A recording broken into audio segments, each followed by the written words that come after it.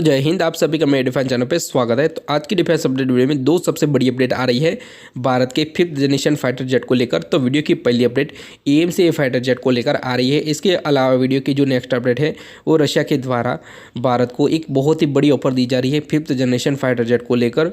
तो इन दोनों ही अपडेट के बारे में डिटेल से डिस्कशन करने वाला हूँ। तो अगर आप मेरे डिफेंस चैनल पर नए हैं तो प्लीज़ मेरे डिफेंस चैनल को सब्सक्राइब करें, बेल आइकन दबाना ना भूलें और कॉमेंट सेक्शन में जय हिंद जय भारत जरूर लिखेगा। और अगर आपको मेरा कंटेंट अच्छा लगता है तो वीडियो को लाइक कर दीजिएगा।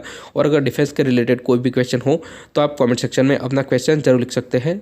तो आज की डिफेंस अपडेट वीडियो को शुरू करते हैं। अभी फिलहाल अमका को लेकर एक बहुत ही बड़ी खुशखबरी सामने आ रही है। तो अमका का जो क्रिटिकल डिज़ाइन रिव्यू है उसको कंप्लीट कर लिया गया है। तो यह एक महत्वपूर्ण स्टेप है अमका के प्रोटोटाइप डेवलपमेंट की शुरुआत में। तो लगातार अमका को लेकर खुशखबरी सामने आती रहती है और भारत के जो वैज्ञानिक हैं वो लगातार अपनी पूरी एफर्ट लगा रहे हैं भारत के इस 5th जनरेशन फाइटर जेट के डेवलपमेंट में।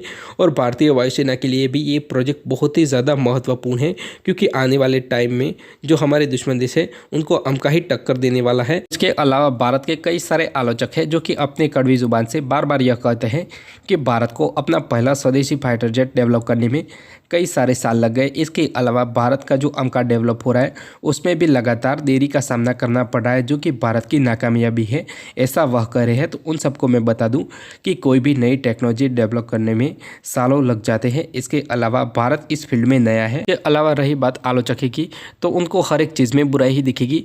भारत अगर अच्छा काम करता है तो भी उसमें कुछ ना कुछ उनको कमियां ही दिखेंगी।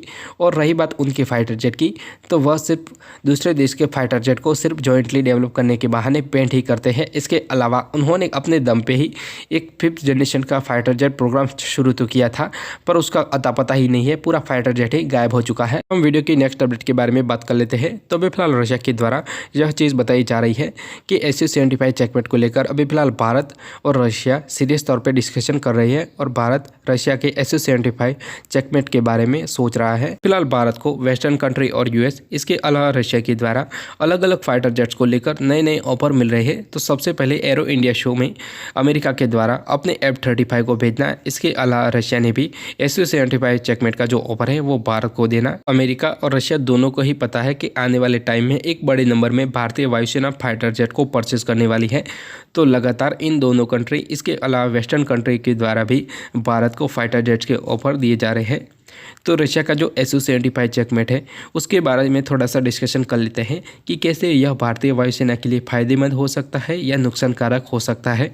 तो सबसे पहले फ़ायदे के बारे में बात करें तो रशिया के द्वारा जो इसका प्राइस रेंज बताया गया है उस रेंज में अगर यह फाइटर जेट आता है तो डेफिनेटली भारतीय वायुसेना के लिए एक बहुत ही बड़ा सौदा साबित हो सकता है। रशिया ने Su-75 चेकमेट की जो प्राइस रखी है वो 30 से लेकर 35 मिलियन US डॉलर के आसपास रखी गई है।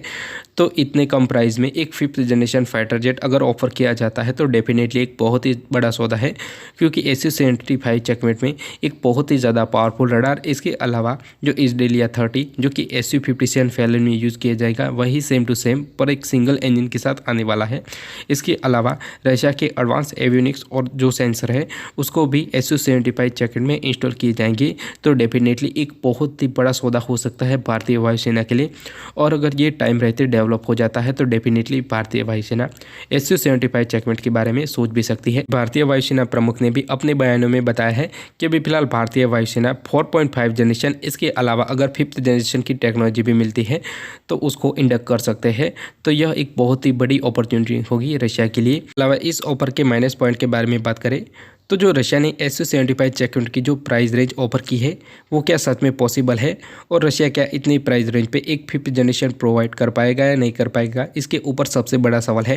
क्योंकि आप रफाल की प्राइस भी देखो, आराम से 100 मिलियन को क्रॉस कर जाती है।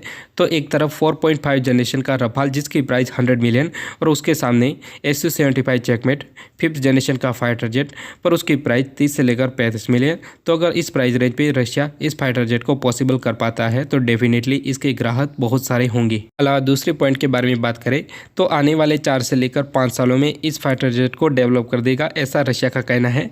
तो अगर 2028 तक भी Su-75 चेकमेट बन के तैयार हो जाता है तो डेफिनेटली भारतीय वायुसेना इस फाइटर जेट के बारे में सोच सकती है और भारतीय वायुसेना डेफिनेटली एक बड़े नंबर में Su-75 चेकमेट को परचेज भी कर सकती है। तो यह एक बहुत ही बड़ा सौदा हो सकता है अगर इस प्राइस रेंज पे और 2028 से पहले Su-75 चेकमेट बन के तैयार हो जाता है। तो अलावा रशिया के द्वारा यह भी बयान दिया गया है कि अगर भारत चाहे तो Su-75 चेकमेट प्रोग्राम में पार्टनर भी बन सकता है।